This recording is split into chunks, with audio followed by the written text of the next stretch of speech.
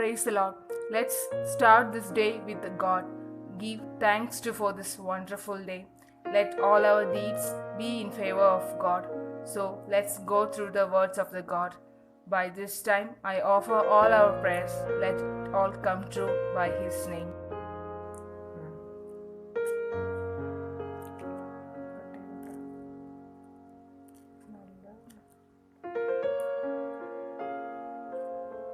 Let's read from the book of Luke, chapter 23, verse 1 onwards. Jesus before Pilate. Then the assembly rose as body and thought Jesus before Pilate. They began to accuse him, saying, "We found this man perverting our nation, forbidding us to pay taxes to the emperor, and saying that he himself is the Messiah, a king." Then the Pilate asked him, "Are you the king of Jews?" He answered, "You say so." Then Pilate said to the chief priests and the crowds, "I find no basis for an accusation against this man." But they were insistent and said, "He stripes up the people by teaching throughout the Judah from the Galilee, where he began even to this place." Jesus before Herod.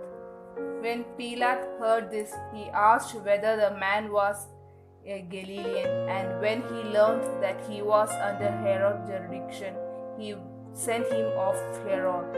He was himself in Jerusalem at that time. When the Herod saw Jesus, he was very glad, for he had been wanting to see him for a long time, because he had heard about him and was hoping to see him perform some sign.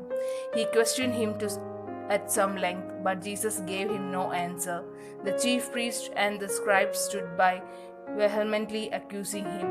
Even Herod with his soldiers treated him with contempt and mocked him. Then he put an elegant robe on him and sent him back to Pilate. That same day, Herod and Pilate became friends with each other. Before this, they had been enemies. Jesus sentenced to death. Pilate then called together the chief priests and leaders and the people and said to them, "You brought me this man, one who was perverting the people, and for I have examined him in your presence, and I have not found this man guilty of any of your charges against him. Neither has Herod, so he sent him back to us. Indeed, he has done nothing to deserve death. I will therefore give him flogged and release him." Then they all shouted out together, "Away with this fellow! Release Barabbas for us!"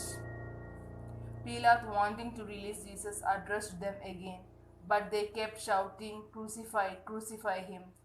A third time he said to them, "Why, what evil has he done? I have found in him no ground for the sentence of death.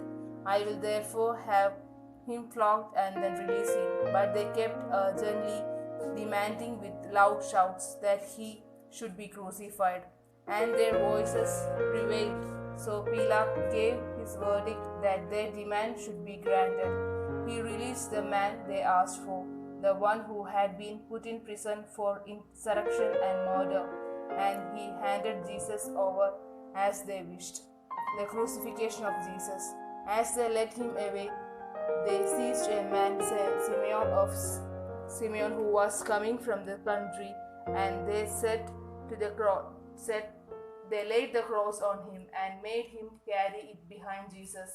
A great number of people followed him, and among them were women who were beating their breasts and wailing for him. But Jesus turned to them and said, "Daughters of Jerusalem, do not weep for me, but weep for yourselves and for your children. For the days are surely coming when they will say, 'Blessed are the barren, and the wombs have never borne, and the breasts they have never nursed.' Then they will say to the mountains, 'Fall on us,' and to the hills, 'Cover us.' For if they do this when the wood is green, what will happen when it's dry?" Two others also, who were criminals, were led away to put to death with him. When they came to the place that is called the Skull, they crucified Jesus there with the criminals, one on his right and on the left. Jesus said, "Father, forgive them, for they do not know what they are doing." And they cast lot of divided his clothing, and the people stood by watching. But the leaders scoffed at him, saying, "He saved others, let him save himself. If he is the Messiah of God, his chosen one." The soldiers also mocked him, coming up and said, offering him sour wine and saying, "If you are the king of the Jews, save yourself." There was also an inscription over him, "This is a king of Jews." One of the criminals who were hanged there kept deriding him and saying, are you not the Messiah? Save yourself and us." But the other rebuked him, saying, "Do you not fear God, since you are under the same sentence of condemnation? And we indeed have been condemned, justified, for we are getting that we deserve for our deeds. But this man has done nothing wrong." Then he said, "Jesus, remember me when you come into your kingdom." He replied, "Truly I tell you, today you will be with me in paradise." The death of Jesus. It was now about noon, and darkness come over the whole land until 3 in the afternoon, while the sun lighted failed, and the curtain of the temple was torn into two. Then Jesus, crying with loud voice, said, "Father, into your hands I commend my spirit." Having said this, he breathed his last. When the centurion saw what had taken place, he praised God and said, "Certainly this man was innocent." And when all the crowds who had gathered there for this spectacle saw that had taken place, they returned home, beating their breasts. But all these acquaintances, including the woman who had followed him from Galilee, stood at a distance watching these things, the burial of Jesus. Now there was a good and righteous man named Joseph, who though a member of the council, had not agreed to their plan and action. He came from the Jews' town of Arimathea, and he was waiting expectantly for the kingdom of God. This man went to Pilate and asked for the body of Jesus. Then he took it down, wrapped in a linen cloth, and laid it in rock-hewn tomb where no one had ever been laid. It was the day of preparation, and the Sabbath was beginning. The woman who had come with him from Galilee followed, and they saw the tomb and how his body was laid. Then they returned and prepared spices and ointments. On the Sabbath, they rested according to the commandment. This is the word of the Lord. Now let's take a good message for those who celebrate their birthdays and wedding anniversaries. This is your gift from God. So I request you to share these words with your friends, relatives.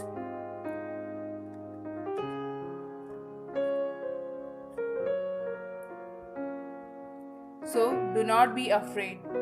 You are of more value than many sparrows.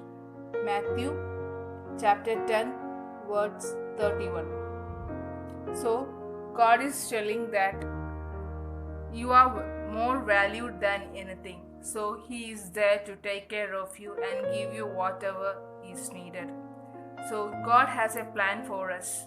Believe in that plan and work accordingly. Be everything, be in under His name. Let you be able to build yourself for God.